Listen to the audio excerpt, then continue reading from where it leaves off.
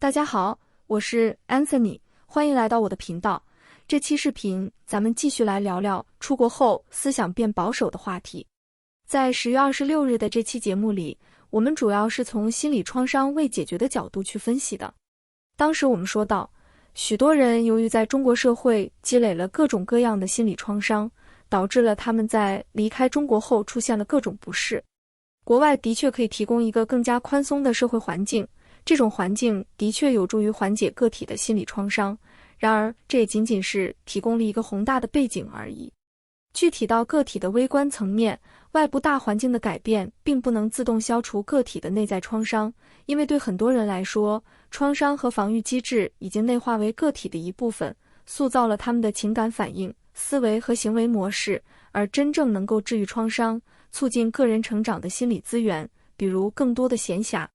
能够帮助个体探讨创伤并提供反馈的人际关系网络，更加包容和轻松的工作环境等等，还是得靠个体通过积极的探索和互动去建构。正是这些微观层面的差异，导致很多人来到国外后，可能反而体验到了更大的焦虑和孤独，进而导致了心智水平出现停滞或倒退。那在上期视频里，我们主要从集体的角度，探讨了移民们出于互助合作的需要，会重新强化乃至发明本民族的传统文化和思维方式，这其实是全世界范围都普遍存在的超民族现象，而这种在异国他乡被复兴的民族文化也往往不可避免地带有某种保守性质，容易强化某种特殊主义的世界观、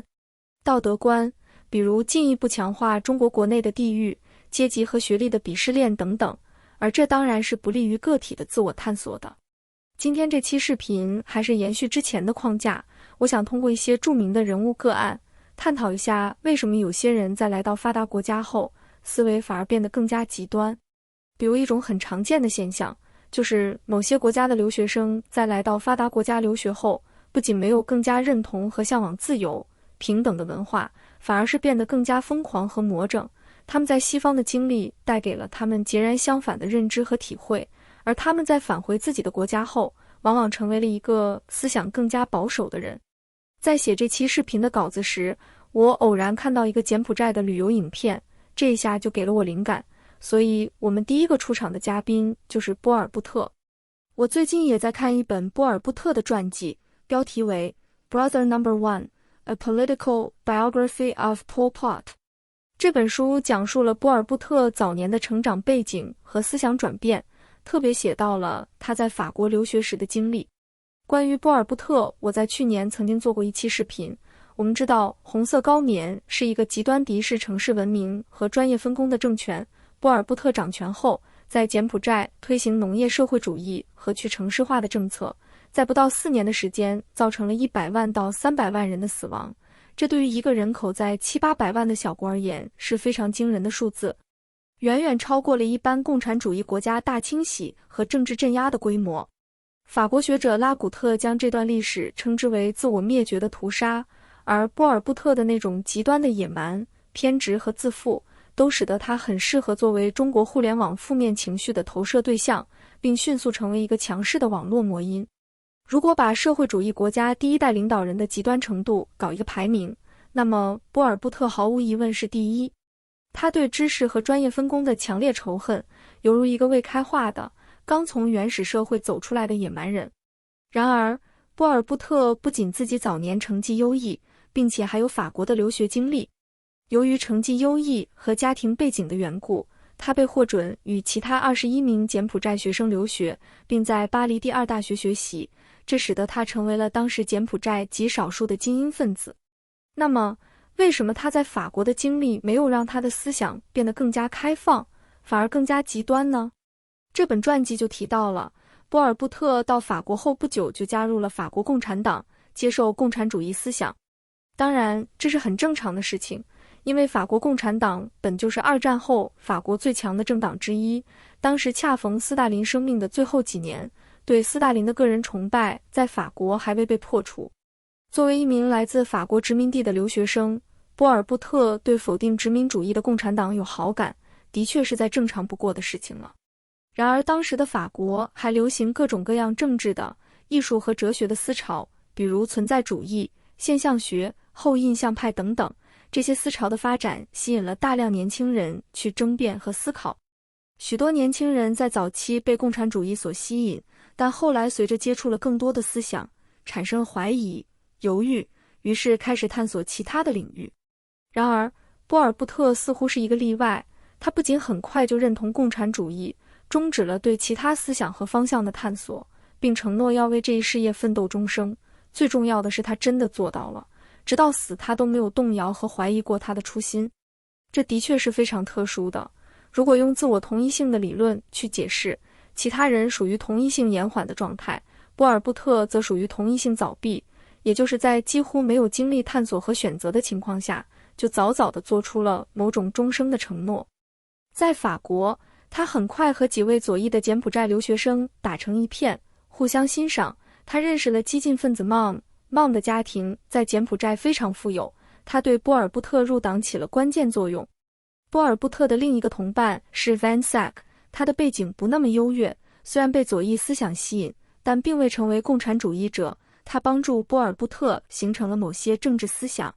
可见，波尔布特并不是共产主义在柬埔寨留学生圈子内的发起者和领导者，他自己也是被别人引领和启发的。然而，他却后来居上，比引领他的人还要坚定和激进。这是为什么呢？作者认为，真正的原因在于波尔布特的个人处境。他居住在寒冷、拥挤和狭窄的宿舍里，虽然他会说法语，但他无法融入和认同法国，对法国始终保持着非常隔阂、疏离和冷漠的状态。他经常感到迷茫和孤独，而他的那两个重要朋友 Van Sack 和 Mom 能更好地融入法国社会，甚至与法国女性结婚，表现出了更高的开放性和文化适应能力。此外，波尔布特在童年时期的贫困，加上频繁的更换生活环境，也导致了他不擅长在新环境中寻找社会支持，排解孤独。这种疏离感加深了他在法国时期的痛苦情绪，他感到自己始终是法国文化的他者。于是，他将自己作为他者所产生的焦虑和孤独感，投射到了柬埔寨在殖民体系中的弱势地位，并逐渐走向了极端民族主义，而且非常仇恨西方文化和价值观。在20多年后的红色高棉时期，波尔布特认为，除了朴实的农民，所有受过教育的城市居民都被西方资本主义腐蚀了，就连戴眼镜也被视为是犯罪，因为这代表着一个人有阅读习惯。其实这种极端思想早在波尔布特留学法国期间就开始成型了。相比之下，他的两位朋友由于适应能力更好，没能陷入这种极端思想。由于无法融入法国文化，他将自身的困境合理化为对法国和西方社会的敌意，最终在共产主义的极端思想中找到自我的归宿。这种强烈的仇恨和敌意是他思想演化的一个大背景。带着这种仇恨和孤苦的情绪读书，他发现自己并不能读懂马克思的著作，因为马克思不够极端，而斯大林的阶级斗争理论，那一套教人怎么去整人、斗人，怎么建立独裁统治、树立权威、清除异己的理论，他是一看就懂，一拍即合，心领神会。最终他意识到，只有通过高压手段，才能实现真正的革命和民族复兴。在法国留学期间，另一段经历也深刻影响了波尔布特的思维方式。当时巴黎的学校来了很多南斯拉夫的社会主义者，他们想在巴黎的学生中招募成员到南斯拉夫参加体力劳动。波尔布特欣然前往。晚年的波尔布特回忆说，他去南斯拉夫参加劳动只是因为当时学校放假了，他没有钱，想找点乐趣。他大概也厌倦了在法国的孤独感。结果当他来到南斯拉夫这个共产主义国家后，立刻被深深地吸引了。当时南斯拉夫面临着严重的饥荒、干旱、暴乱和苏联的威胁，铁托发起了大规模的社会动员，号召人民群众通过忘我的劳动和奉献战胜困难。这种大规模的集体动员给当时还年轻的波尔布特留下了极其深刻的印象，也深刻地塑造了他掌权后的统治方式。红色高棉将集体动员发挥到了极致，一切不利于动员体制的自由因素都是要被消灭的，比如对城市人口进行大清洗，对意见者残酷打击等等。在南斯拉夫，波尔布特见识到，在一个高度集权的体制下，只要有了国家领导人的号召，就可以推动民众心甘情愿地参加体力劳动，而他自己在劳动中似乎也感受到了某种集体归属感和成就感。当时的另一位柬埔寨留学生向南斯拉夫政府写了一封感谢信，信中说道，南斯拉夫就如同一个巨大的工地，那里正在建造工厂、道路、铁路和水利枢纽，所有人民的力量团结在他们的领导人周围，给了他们不断胜利的机会，因为他们知道这是民族存亡的问题。从这段话里，我们能找到20多年后红色高棉政权的鲜明痕迹。波尔布特的感受与之相似，在法国，他面临着孤独的折磨，而现在，他则感到自己有机会与千千万万劳动者共同参与一项伟大的事业，感受到了集体动员的激情。这种集体主义氛围让他暂时摆脱了孤独无助。从波尔布特在掌权后对集体劳动和农业集体化的那种极端的偏执，我们很容易猜想到，他自己就非常迷恋这种群体归属感。也可以理解为什么有些人来到更自由的世界后，反而更加逃避自由，害怕自由。正如弗洛姆在《逃避自由》中所说的，如果整个人类个体化进程所依赖的经济、社会和政治条件没能为个体化实现提供基础，人们同时又失去了为它提供安全的那些纽带，这种滞后便使自由成为一个难以忍受的负担。于是它便等同于怀疑，无异于一种缺乏意义与方向的生命，于是人便产生了逃避这种自由的强烈冲动，或臣服，或与他人及世界建立某种关系，借此解脱不安全感，哪怕以个人自由为代价，也在所不惜。弗洛姆的这段话深刻地揭示了人类在追求个体化进程中面对不安全感和孤立感是如何通过逃避自由并臣服于集体或权威来寻求解脱的。尽管法国是一个崇尚自由与个性的国家，但作为一名来自殖民地的学生，波尔布特既无法真正接纳法国的文化，也对自己来自柬埔寨殖民地的身份感到矛盾。在这种情况下，他的个体化进程受到阻碍，他感到自由是一种难以忍受的负担，逐渐陷入一种缺乏意义和目标的迷茫。南斯拉夫参加劳动的经历却让他体验到一种前所未有的集体成就感和归属感。通过与其他劳动者共同参与了这个伟大的事业，他意识到个体完全可以通过服从集体和投入集体事业来逃避自由的痛苦，并为自我寻找存在的意义。既然自由是如此的痛苦和沉重，那么自己也可以理直气壮地剥夺别人的自由，还认为自己是在为别人好，自己是没有错的。他开始相信，为了实现彻底的社会改造，个人自由必须让位于集体目标。集体动员不仅可以塑造新人，还能通过消解个体差异来实现一种革命性的平等，使人消除了自由所带来的烦恼和痛苦。这种亲身体验当然也深刻影响了红色高棉的政策。面对文化冲击，波尔布特选择以排斥和冷漠的方式应对挑战，他没有借机去检视或反思自己的价值观，反而是通过封闭在僵化的意识形态中来寻找归属。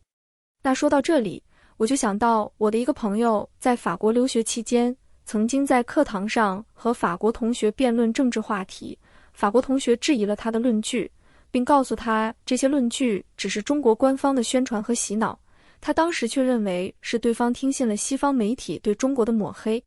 然而事后，他并未真正拒绝这些不同的意见，法国同学的声音始终在他的头脑里回响，也让他逐渐地质疑很多官方的宣传。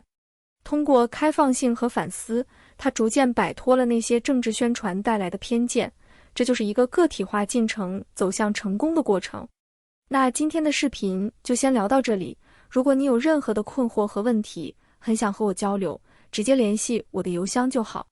比如你希望和我讨论某篇文章、某段话、某个视频，或者你的日记笔记，都可以提前把相关的文本发给我，字数以5000字为上限，我会在正式交流之前读完。或者你希望和我讨论你的人生经历、困惑和情感，也都是可以的。